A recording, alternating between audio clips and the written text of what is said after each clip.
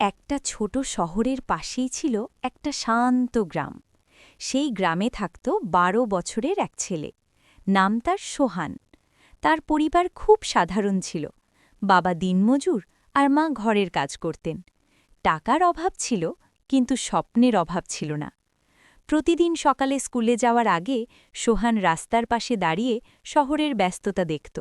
বড় বড় গাড়ি, মানুষের দৌড়ঝাঁপ, সব কিছু তার ভালো লাগত। সে চুপচাপ ভাবত, একদিন আমিও এমন কিছু করব যাতে মানুষ আমাকে দেখে খুশি হয়, ভরসা পায়।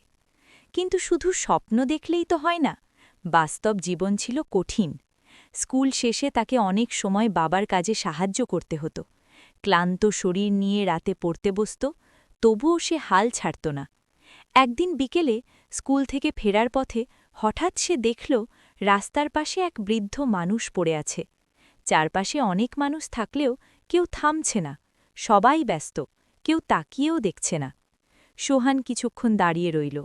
তার মনে একটু ভয় কাজ করছিল, কিন্তু হঠাৎ সে নিজের মনকে বলল, যদি আমি কিছু না করি তাহলে কে করবে? সে দৌড়ে গিয়ে লোকটার পাশে বসল। নরম গলায় বলল, চাচা, আপনি শুনতে পাচ্ছেন? লোকটা খুব কষ্ট করে চোখ খুলল। তার ঠোঁট শুকিয়ে গেছে। সে শুধু বলল, পানি।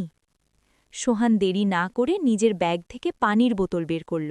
ধীরে ধীরে তাকে পানি খাওয়ালো। তারপর আশেপাশের মানুষদের জোরে ডাকতে লাগল। এবার কিছু মানুষ এগিয়ে এলো। তারা মিলে দ্রুত একটা অটোরিকশা থামিয়ে লোকটাকে হাসপাতালে নিয়ে গেল।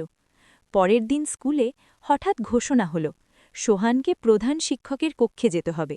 সে একটু ভয় পেল, কিন্তু সেখানে গিয়ে সে অবাক হয়ে গেল।